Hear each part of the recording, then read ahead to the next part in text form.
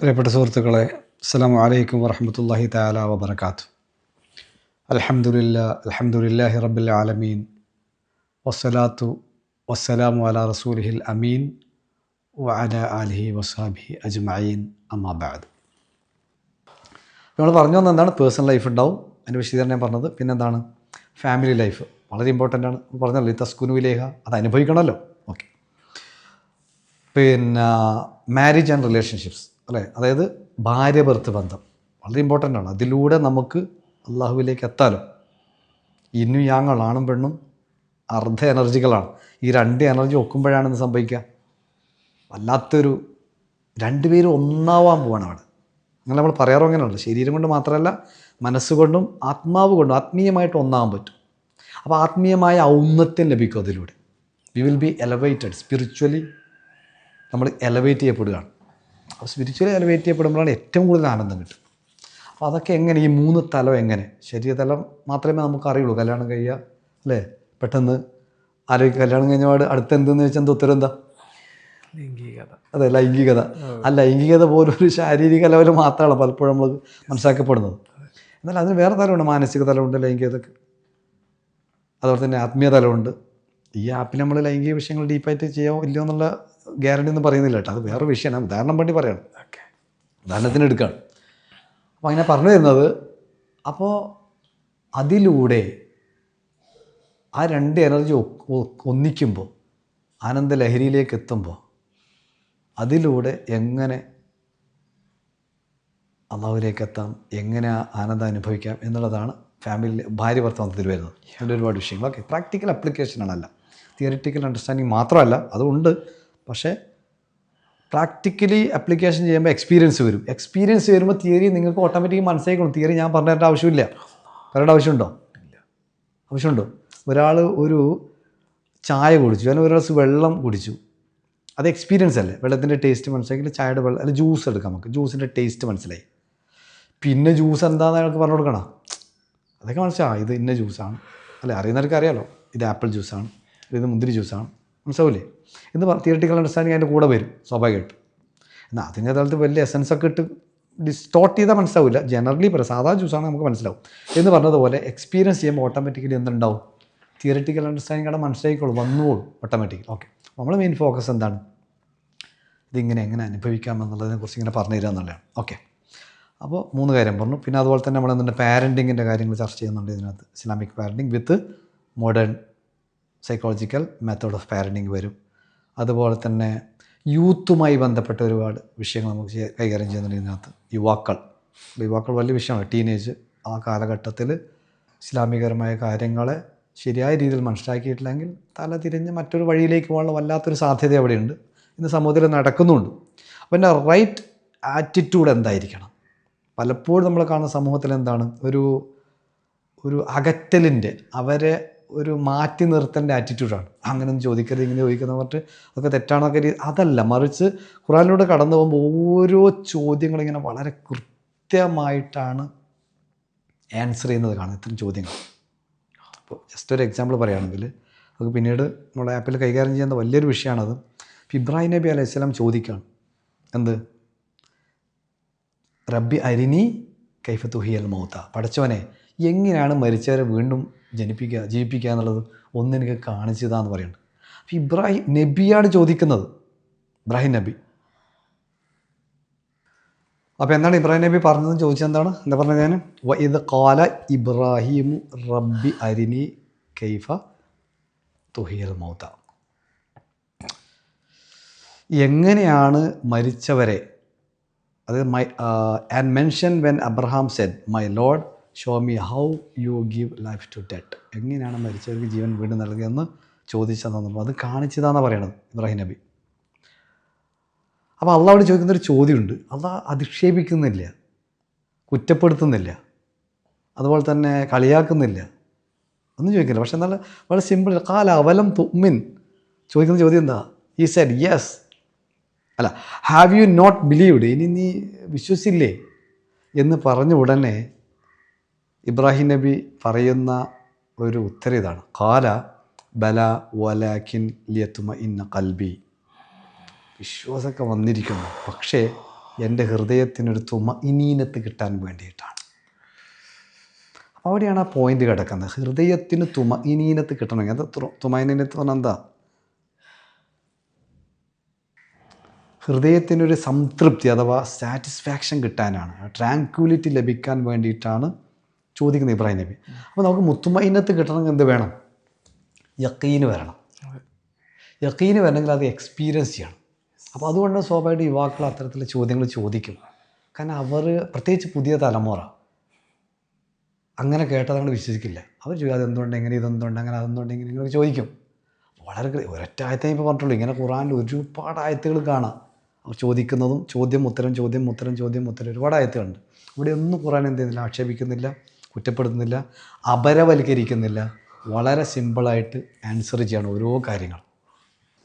അപ്പോൾ ശരിക്കും പറഞ്ഞു കഴിഞ്ഞാൽ യുവാക്കൾ എന്നുള്ളത് നമ്മൾ അങ്ങേയറ്റം പരിഗണിക്കേണ്ട ഒരു വിഭാഗമാണ്. കാരണം ക്വസ്റ്റ്യൻസുകൾ, ചോദ്യങ്ങൾ, ഡൗട്ടുകൾ അകത്തൊരുപാട് വന്നുകൊണ്ടിരിക്കുന്നൊരു പ്രായമാണ്. അല്ല, ഖുർആനിൽ തന്നെ നിങ്ങൾ ആലോചിച്ച് നോക്കൂ. ഫൈൻ കുന്തും ഫി റൈബിൻ മിമ്മ അൻസൽന അല അബ്ദിന. ഈ രീതിയിലുള്ള ഒരുപാട് വചനങ്ങൾ പരിശുദ്ധ ഖുർആനിൽ നമുക്ക് കാണാം. അതിലൊരു വചനമാണ് സൂറത്ത് ഹജ്ജിൽ അല്ലാഹ് പറയണത്. ഫുൾ ഡീറ്റെയിലേക്ക് ഞാൻ പോകുന്നില്ല, ഡീറ്റെയിലായിട്ട് നമുക്ക് പിന്നെ ചർച്ച ചെയ്യാം. യാ അയ്യുഹന്നാസ് ഇൻ കുന്തും ഫി റൈബിൻ മിനൽ ബഅസി. അതായത് പുനരുത്ഥാന ദിവസത്തെക്കുറിച്ച് നിങ്ങൾ സംശയത്തിലാണെങ്കിൽ, ഡൗട്ടിലാണെങ്കിൽ എന്ന് പറയുമ്പോൾ ഡൗട്ട് വന്നേക്കാം. ആളുകളുടെ സൈക്കോളജിയാണ് ഈ പറയണത്. നമ്മൾ പറയുമ്പോഴത്തേക്ക് എല്ലാവരും അങ്ങനെ വിശ്വസിക്കണമെന്നില്ല, പ്രത്യേകിച്ച് പുതിയ തലമുറ. സംശയം വന്നേക്കാം. അപ്പോൾ അങ്ങനെ സംശയത്തിലാണെങ്കിൽ എന്താണ് പിന്നീട് കംപ്ലീറ്റ് ഫഇന്ന ഖലഖ്നാകും മിൻ തുറാബിൻ സുമ്മ മിൻ നുത്ഫത്തിൻ സുമ്മ മിൻ അലഖത്തിൻ അങ്ങനെ പറയുകയാണെങ്കിൽ മണ്ണിൽ നിന്ന്, പിന്നീട് നുത്ഫയിൽ നിന്ന്, പിന്നീട് അലഖയിൽ നിന്ന്, പിന്നെ മുളക്, അതങ്ങനെ പറഞ്ഞു പോകണം. അല്ലെങ്കിൽ ഞാൻ ഡീറ്റെയിലേക്ക് പോകുന്നില്ല. ഇസ്ലാമും സയൻസൊക്കെ പറയുമ്പോൾ നമ്മുടെ ആപ്പിൾ അത് ഡീറ്റെയിലായിട്ട് പറയേണ്ട, എംബ്രോളജിയൊക്കെ പറയുമ്പോൾ ഡീറ്റെയിലായിട്ട് പറയേണ്ട ഒരു വിഷയമാണ്. പറഞ്ഞു വന്നത് എന്താണെന്ന് വെച്ചാൽ യുവാക്കളുടെ വിഷയങ്ങൾ കൈകാര്യം ചെയ്യുന്ന ഒരുപാട് കാര്യങ്ങളുണ്ട് എന്നർത്ഥം ഇതിനകത്ത്. ഓക്കെ, യുവാക്കൾ എന്ന് പറയുമ്പോൾ യുവാക്കൾ മാത്രം പറഞ്ഞാൽ പോരാ. കാരണം ഇന്നത്തെ കാലത്ത് എന്താണ്, കുട്ടികൾ, ചിൽഡ്രൻ, പ്രത്യേകിച്ച് 10 വയസ്സ് കഴിയുമ്പോഴത്തേക്കിന് കുട്ടികൾ പോലും എന്ത് ചെയ്യുന്നുണ്ട്, ഇത്തരത്തിലുള്ള സംശയങ്ങളൊക്കെ ചോദിക്കുന്ന രീതിയിലും അവരുള്ളിൽ തന്നെ പഴയ പോലെ അല്ലല്ലോ, ഇത്തരത്തിലുള്ള ഡൗട്ടൊക്കെ പൊന്തി വരാൻ തുടങ്ങി. കാരണം ഇൻ്റലക്ച്വൽ കപ്പാസിറ്റി, ഐക്യുകൾ വളരെ കൂടുതലാണ് ഇന്നത്തെ കാലഘട്ടത്തിൽ കുട്ടികൾക്ക്. അപ്പോൾ കുട്ടികൾക്കും ഈ ക്ലാസ്, കുട്ടികൾക്കും യുവാക്കൾക്കും ഒക്കെ ഈ ആപ്പ് വളരെ ഉപകരിക്കുമെന്ന് അർത്ഥം. ഓക്കെ, പിന്നെ ഓൾറെഡി നമ്മൾ സൂചിപ്പിച്ചു ഞാൻ എന്താണ്, ഓരോ ക്ലാസ്സും ഇസ്ലാമിക് കൗൺസിലിംഗ് അല്ലെങ്കിൽ മെൻറ്ററിങ് എന്ന് പറയാം. ഒരു കൗൺസിലിംഗ് ലെവൽ, ഒരു മെൻറ്ററിങ് ലെവലിലാണ് ഇത് വരിക. ഡയറക്റ്റ് മെൻറ്ററിങ് അല്ലെങ്കിൽ കൂടി മെൻറ്ററിങ് സ്റ്റൈലാണ് കംപ്ലീറ്റ് ഇതിങ്ങനെ പറഞ്ഞു വരിക എന്നർത്ഥം. ഓക്കെ, പിന്നെ അതുപോലെ തന്നെ വളരെ പ്രധാനപ്പെട്ട ഒരു വിഷയമാണ് ഇസ്ലാം സ്ത്രീകൾ എന്നുള്ളത്. സ്ത്രീകൾ അനുഭവിക്കുന്ന ഒരുപാട് വിഷയത്തെ അഡ്രസ്സ് ചെയ്തുകൊണ്ട് അവരുടെ മാനസികവും വൈകാരിക തലത്തിലും അനുഭവിക്കുന്ന പ്രശ്നങ്ങൾ, അല്ല ഭാര്യ ഭർത്തൃ ബന്ധത്തിൽ അനുഭവിക്കുന്ന പ്രശ്നം സ്പെഷ്യൽ കൈകാര്യം ചെയ്യുന്ന ഒരുപാട് വിഷയങ്ങൾ നമ്മുടെ ഈ ആപ്പിൽ വരുന്നുണ്ട്. സ്ത്രീകൾക്ക് സ്പെഷ്യൽ പരിഗണന കൊടുത്തോട്ട്. ഓക്കെ, പിന്നെ വളരെ പ്രധാനപ്പെട്ടതായിട്ട് നമ്മൾ ആപ്പിൽ കൈകാര്യം ചെയ്യുന്ന വേറെ വിഷയമാണ് എന്ത്, ഖദർ ഖലാ എന്നുള്ളത്. ആളുകളെ സംബന്ധിച്ചോളം വളരെ സംശയമുള്ള, പ്രത്യേകിച്ച് ഇന്നത്തെ യുവാക്കൾക്ക്. മുമ്പൊക്കെയാണ് നമുക്ക് അത് അങ്ങനെ ചോദിക്കുന്നതൊക്കെ പറഞ്ഞാൽ അടിച്ചമർത്താം. പക്ഷേ ഇന്നത്തെ യുവാക്കളെ അടിച്ചമർത്താൻ വിജയിക്കുമോ? ഇല്ല, അത് പൊട്ടിത്തെറിക്കും, അത് ആ ലെവലിലേക്കാണ്. അപ്പോൾ ഖദർ ഖലാ എന്നുള്ളത് എൻ്റെ ക്ലാസ്സിൽ ഞാൻ പറയാറുണ്ട്, ഓർക്കുന്നുണ്ടെങ്കിൽ മുമ്പേ വന്ന ക്ലാസ്സിലൊക്കെ ഓർക്കുന്നില്ലേ, ജീവിതത്തിൽ ഏറ്റവും കൂടുതൽ ആനന്ദം ലഭിക്കുന്നതിനുള്ള ഒരു മാനദണ്ഡമാണ് ഖദർ ഖലാ. ഓർക്കണം, 16 വർഷം മുമ്പ് നിങ്ങൾ ഇരുന്ന ക്ലാസ്സിലേക്ക് ഇത് പറയാറുണ്ട്. ഓക്കെ,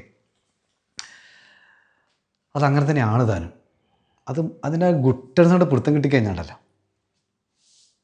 വല്ലാത്തൊരു സംഭവമാണ് ഖദർ ഖലാ എന്നുള്ളത്. ഓക്കെ, അപ്പോൾ ഖദർ ഖലാ മനസ്സിലാക്കി കഴിയുമ്പോഴാണ് നമുക്ക് ജീവിതത്തിൽ വല്ലാത്തൊരു സന്തോഷാവസ്ഥ വരും. കാര്യം ഇതിൻ്റെ ഈ പ്രപഞ്ചരഹസ്യം എന്ന് പറഞ്ഞാൽ മനുഷ്യന് ആവശ്യമായ രീതിയിലുള്ള മനുഷ്യ ജീവിതത്തിൻ്റെ രഹസ്യം, ആ ഗുട്ടൻസ് പിടുത്തം കിട്ടുന്ന അവിടെ നിന്നാണ്. ആ ഖദർ ഖലാ തിരിയുന്നതോടുകൂടി അത് തിരിഞ്ഞിട്ട് പിന്നെ ഒന്നിക്കൽ നമുക്ക് എല്ലാം തിരിഞ്ഞു അഭിനയിച്ച് നടക്കേണ്ടി വരും, അല്ലെങ്കിൽ പിന്നെ ആകെ മോഡേൺ കുട്ടികൾക്ക് പറ്റുന്ന പോലെ എന്താ പറയുക, പൊട്ടിത്തെറിച്ച് വേറെ ട്രാക്കിലേക്ക് പോയി കളി. എന്നാൽ ഖദർ ഖലാ എന്താണ്, ഇപ്പോൾ ഉദാഹരണമായിട്ട് പറയുന്നത് സൂറത്ത് ഹദീദിൽ അള്ളാഹ് ഇതിനെക്കുറിച്ചൊരു വാക്ക് പറയുന്നുണ്ട്. അള്ളാഹു സുബ്ഹാനഹു വ തആല പറയാണ്, മാ അസ്വാബ മിൻ മുസീബത്തിൻ ഫിൽ അർളി വലാ ഫി അൻഫുസിക്കും ഇല്ലാ ഫി കിതാബിൻ മിൻ ഖബലി അൻ നബ്റഅഹ ഇന്ന ദാലിക അലല്ലാഹി യസീർ. ഞാൻ ഫുള്ളൊന്നും പറയുന്നില്ല, ജസ്റ്റ് ഇങ്ങനെ വായിച്ച് പോവാണ്. ഡീറ്റെയിലായിട്ട് നമ്മുടെ ക്ലാസ്സിൽ ആപ്പിൽ കൈകാര്യം ചെയ്യുന്നൊരു വിഷയമാണ്. അതായത് മാ അസ്വാബ മിൻ മുസീബത്തിൻ, ഒരു മുസീബത്തും നിങ്ങൾക്ക് വന്നു ഭവിച്ചിട്ടില്ല, ഫിൽ അർളി ഭൂമിയിലോ, വലാഫി ആംഫസിക്കും നിങ്ങളുടെ നിങ്ങളിലും അങ്ങനെ പറയാം. ശരീരം എന്ന് പറയുന്നത് ശരീരം മാത്രമല്ല നമ്മൾ, ശരീരം മനസ്സാത്മാവ് 3 കൂടിയിട്ടാണല്ലോ മനുഷ്യൻ.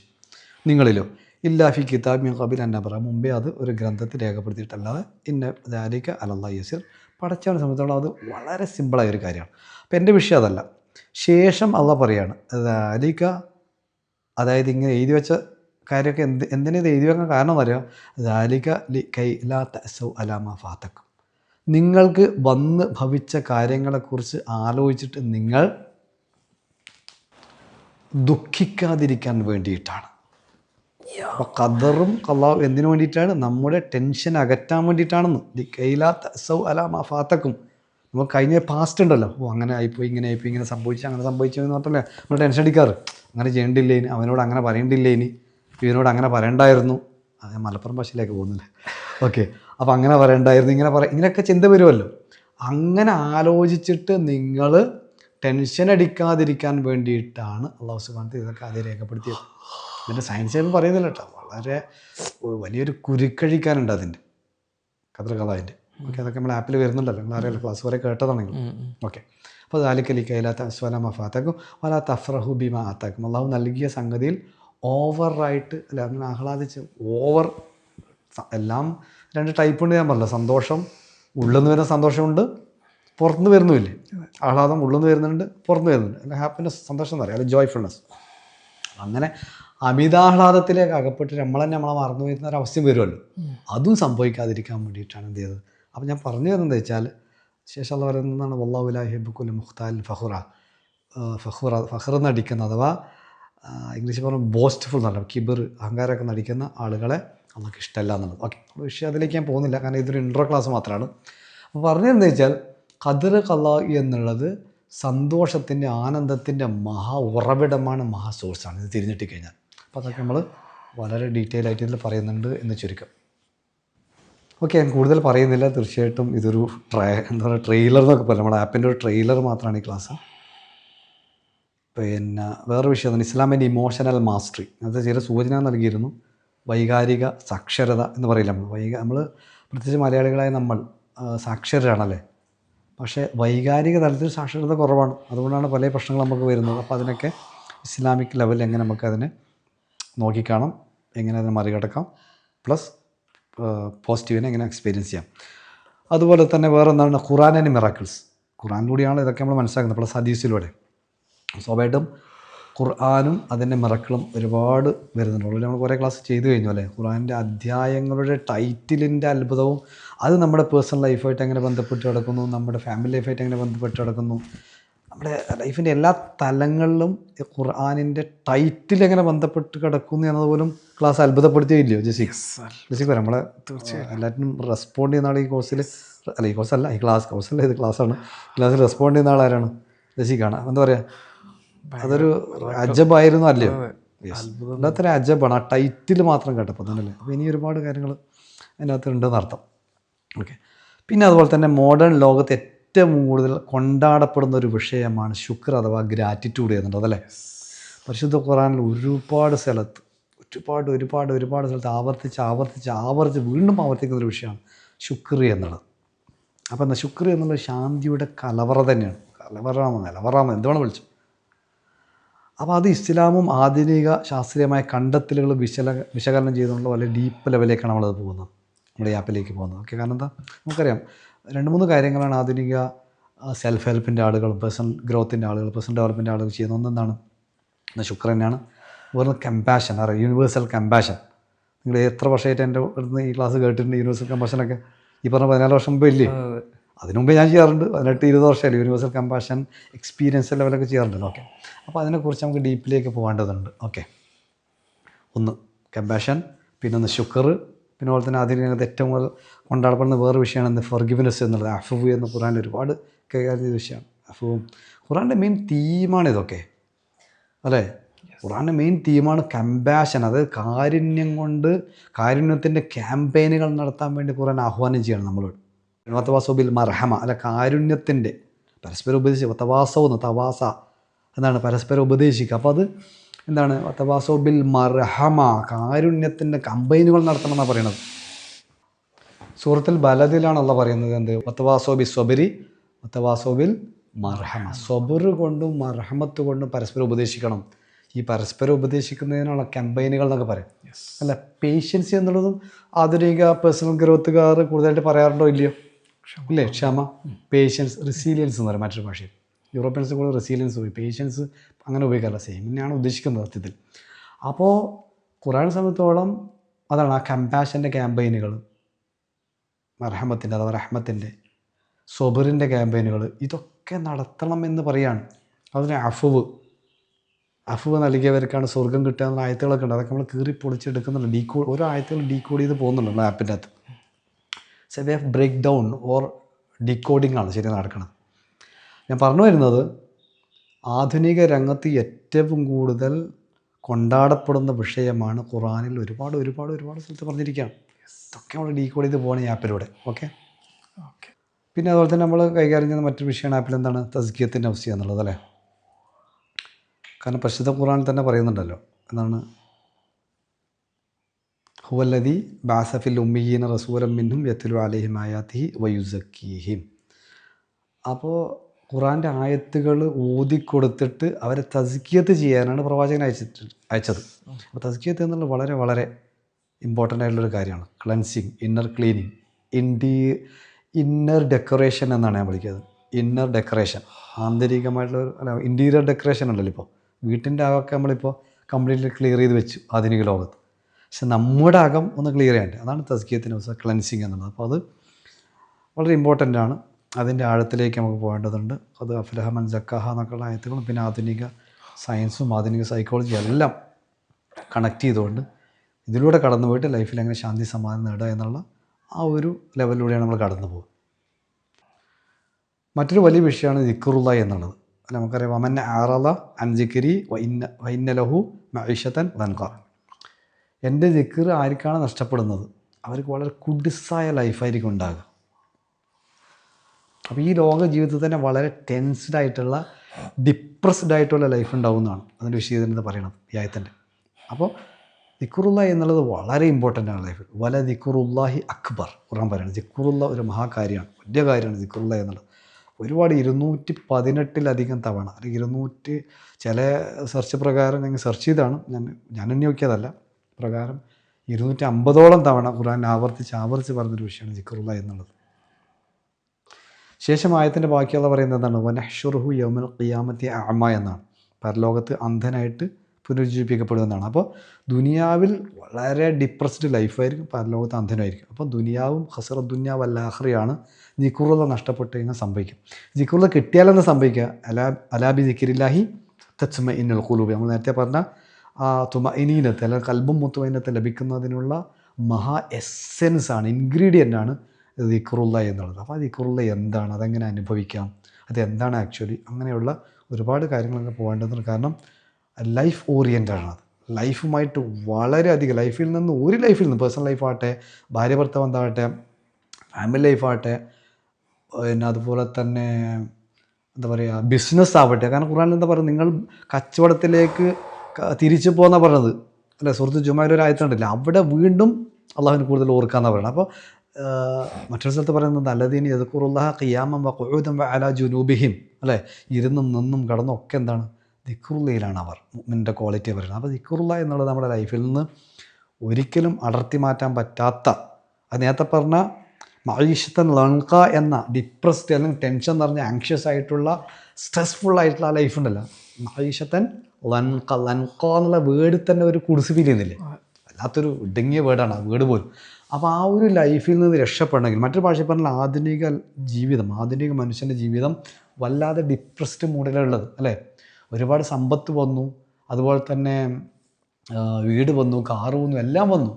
പക്ഷേ എന്താണ്, മനസ്സ് ആ മഈശത്തൻ ലൻക എന്നുള്ള അവസ്ഥയിലുള്ളത് അല്ലേ. വല്ലാത്തൊരു സ്ട്രെസ്ഫുള്ളാണ്, ടെൻഷനാണ്, ആധിയാണ്, ഇന്നറിലേക്ക് നോക്കുമ്പോൾ പല ഭയങ്ങളാണ്.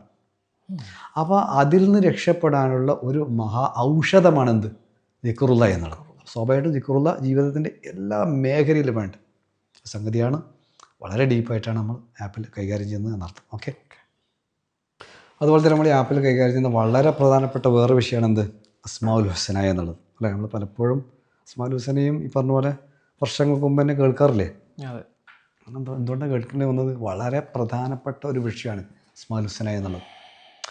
കാരണം അള്ളാഹുവിൻ്റെ ഈ നാമവിശേഷ ഗുണങ്ങൾ നമ്മൾ അതേപോലെ സ്വാംശീകരിക്കുകയാണെങ്കിൽ, ഇപ്പോൾ തന്നെ അള്ളാഹു അൽ വദൂദാണല്ലേ, വല്ലാതെ പ്രണയിക്കുന്ന സ്നേഹിക്കുന്നവൻ. നമ്മളും വദൂദായി മാറുമ്പോൾ ചെറിയൊരു അംശം എന്താ പറയുക, നഫഖ്തു ഫീഹി മിൻ റൂഹി എന്ന് പറഞ്ഞില്ലേ, അള്ളാഹുവിൽ നിന്നുള്ള എന്തോ ഒരു കണം, ഒരു ആത്മാവിൻ്റെ ഒരു കണം, എന്തോ സംതിങ്, ഒരു ആറ്റത്തിൻ്റെ അത്ര സംതിങ്, അത് മതി നമുക്ക്. പക്ഷെ അതിനകത്ത് എന്തുണ്ട്, ആ വദൂദ് എന്നുള്ള അവസ്ഥ നമുക്കും കൂടി ഷെയർ ചെയ്ത് തന്നിട്ടുണ്ട് ചെറിയൊരു രീതിയിൽ. അപ്പോൾ അങ്ങനെ നമ്മളും ആ പ്രണയിക്കുന്ന അവസ്ഥയിലേക്ക് എത്തുമ്പോൾ അള്ളാഹു റഊഫാണല്ലേ, വല്ലാത്ത മൃദുലമായ അവസ്ഥ, സൗമ്യത എന്ന്, സൗമ്യൻ. നമ്മളും നമ്മുടെ മക്കളോട് സൗമ്യത കാണിക്കുമ്പോൾ, ഭാര്യയോട് സൗമ്യത കാണിക്കുമ്പോൾ, ഭർത്താവിനോട് സൗമ്യത കാണിക്കുമ്പോൾ, എല്ലാവരും നമ്മൾ ഇടപെടുന്ന എല്ലാവരോടും സൗമ്യത കാണിക്കുമ്പോൾ, അതാണ് ഹദീസിൽ പറഞ്ഞല്ലോ, മൻ അസ്വഹ ദഖലൽ ജന്ന. ആരാണ് അസ്മാഉ സിഫാത്തിനെ സ്വാംശീകരിക്കുന്നത്, കേവലം മനപ്പാടാക്കലല്ല, അത് ദഖലൽ ജന്ന എന്ന് പറഞ്ഞത്. യദ്ഖുലുൽ ജന്ന എന്നല്ല, ഭാര്യയായ ഫേരല്ല ഉപയോഗിച്ചത്, മാലിയായ ഫേരാണ്. അത് നല്ല പാസ്റ്റ് ടെൻസാണ്. ദഖല, അവൻ സ്വർഗത്തിൽ പ്രവേശിച്ച് കഴിഞ്ഞു. ഏതാണ് സ്വർഗം? ദുനിയാവിലുള്ള സ്വർഗം. ഏതാണ് ദുനിയാവിലെ സ്വർഗം? ആ കൽബും മുത്തുമൈനത്തിലെത്തൽ, ആ ബശാറത്ത് സംഭവിക്കൽ, ആ സക്കീനത്ത് സംഭവിക്കൽ. അപ്പോൾ ആന്തരിക രംഗം എന്താണ്? ഹൃദയാവസ്ഥ എന്താണ്? പാരഡൈസ് ലൈക്കാണ്. അപ്പോൾ മൻ അസ്വാഹ എന്ന് പറഞ്ഞാൽ അതിനെ ആരാണോ സ്വാംശീകരിക്കുന്നത് അവൻ സ്വർഗത്തിൽ, അല്ലേ? അപ്പോൾ അള്ളാഹു അസ്സലാമാണ്, സമാധാനത്തിൻ്റെ ഉറവിടമാണ്, ദ സോഴ്സ് ഓഫ് പീസാണ്. അപ്പോൾ നമ്മുടെ അകത്തും ശാന്തി സ്വാംശീകരിക്കുമ്പോൾ, ആ ശാന്തി നമ്മൾ മറ്റുള്ളവർക്ക് ഷെയർ ചെയ്യുമ്പോൾ എന്ത് സംഭവിക്കുന്നു? യദ്ഖുലുൽ ജന്നല്ല ദഖലൽ ജന്ന. നമ്മളും സ്വർഗത്തിൽ പ്രവേശിച്ച് കഴിഞ്ഞു. സ്വർഗം അവിടെ സ്റ്റാർട്ട് ചെയ്യണം, ഇവിടെ തന്നെ സ്റ്റാർട്ട് ചെയ്യണം അവിടെ. ഓക്കെ, ആ ഒരു അവസ്ഥയിലേക്കാണ്. അങ്ങനെ ഓരോ അസ്മാഉ സിഫാത്തുകൾ, അല്ലെ, അർ റഹ്മാൻ, അർ റഹീം, ആ റഹ്മത്ത് നമ്മൾ സംഭവിക്കുമ്പോൾ അള്ളാഹ് പറഞ്ഞല്ലോ, അള്ളാഹുവിൻ്റെ കാരുണ്യത്തിൽ നിന്ന് വളരെ ചെറിയൊരു അംശമല്ലേ പകുത്തിട്ട് നൽകിയിട്ടുള്ളത്. അപ്പോൾ അത് നമ്മൾ ആക്ച്വലൈസ് ചെയ്യുമ്പോൾ, ലൈഫിൽ സ്വാംശീകരിക്കുമ്പോൾ, ആക്ച്വലൈസ് ചെയ്യുമ്പോൾ, നമ്മുടെ ഉള്ളിലത് സംഭവിച്ചിട്ട് മറ്റുള്ളവരിലേക്ക് ഷെയർ ചെയ്യുമ്പോൾ അള്ളാഹുവിലേക്ക് അടുത്തടുത്ത് വരികയാണ്. അതാണ് അസ്മാഉൽ ഹുസ്നയുടെ പ്രത്യേകത. അതാണ് ഹദീസിൽ റസൂലുള്ളാഹി സ്വല്ലല്ലാഹു അലൈഹി വസല്ലം തങ്ങൾ പറഞ്ഞത്, ഇന്ന ലില്ലാഹി തിസ്അതൻ വതിസ്ഈന ഇസ്മ മിഅതൻ ഇല്ലാ വാഹിദ മൻ അഹ്സാഹ ദഖലൽ ജന്ന. അതായത് എന്താണ്? Indeed Allah has 99 names. അള്ളാഹുവിന് 99 നാമുണ്ട്, 100 ലെസ് വൺ. അപ്പോൾ അതെന്താണ്? മൻ അഹ്സാഹ, ആരാണോ അതിനെ സ്വാംശീകരിക്കുന്നത് സ്വർഗത്തിലാണ് എന്നുള്ളത്. അപ്പോൾ നമ്മുടെ ശാന്തിയുടെ ഈ ലോക ജീവിതത്തിൽ, പരലോകം പിന്നെ പറയണ്ട, ഇംപ്ലൈഡ് ആണ്, അവിടെ അണ്ടർസ്റ്റുഡ് ആണ്. ഇവിടുന്ന് കിട്ടിക്കഴിഞ്ഞാൽ എന്താ സംഭവിക്കുന്നത്? മരിക്കുന്ന സമയത്ത് ഞാൻ പറഞ്ഞല്ലോ, വീണ്ടും ആവർത്തിക്കുകയാണത്, മലക്ക് പറയണ ഏറ്റവും നഫ്സിൽ മുത്മഇന്നത്തായിട്ടാണ് പോണത്. ഈ അസ്മാഉ സിഫാത്തിനെ സ്വാംശീകരിച്ചിട്ട് മുത്മഇന്നത്തിലാണ് പോകുന്നത്, അല്ലേ? അപ്പം അങ്ങനെ പോകുമ്പോൾ സ്വാഭാവികമായിട്ടും പരലോകത്ത് എത്തിക്കഴിഞ്ഞാൽ ആ ഒരു ക്വാളിറ്റി നേടിപ്പോയവർക്കാണ് സ്വർഗം കിട്ടുന്നത്. ആ ക്വാളിറ്റി നേടിയവരാണ് ആര്? മുത്തഖി, മുഅ്മിൻ എന്നൊക്കെ പറയുന്നത്, മുഹ്സിൻ എന്നൊക്കെ പറഞ്ഞ, അല്ല മുഅ്മിൻ എന്നൊക്കെ പറഞ്ഞ ക്വാളിറ്റിയിലേക്ക് എത്താൻ ക്വാളിറ്റി ബേസ്ഡാണ് സ്വർഗം ലഭിക്കപ്പെടുന്നത്. ഓക്കെ, ഞാൻ പറഞ്ഞു വരുന്നത് അസ്മാഉൽ ഹുസ്ന എന്നുള്ളത് നമ്മുടെ ലൈഫിൽ നിന്ന് ഒരു കാരണവശാലും അടർത്തി മാറ്റാൻ പറ്റാത്ത, ഒരു നിമിഷം പോലും മാറ്റാൻ പറ്റാത്ത ദിക്റുള്ള പോലെയുള്ള മറ്റൊരു വിഷയമാണ്. സ്വാഭാവികമായിട്ടും നമ്മുടെ ആപ്പിൽ തീർച്ചയായിട്ടും ഇത് കൈകാര്യം ചെയ്യുന്നുണ്ട് എന്ന് ചുരുക്കം. ഓക്കെ, അപ്പോൾ ഒരു കാര്യം ചെയ്യാം, ബാക്കി കാര്യങ്ങളൊക്കെ നമുക്ക് എന്ത് ചെയ്യാം, അടുത്ത ക്ലാസ്സിൽ ചർച്ച ചെയ്യാം. ഓക്കെ, അസ്സലാമു അലൈക്കും വറഹ്മത്തുള്ളാഹി തആല വബറകാതുഹു.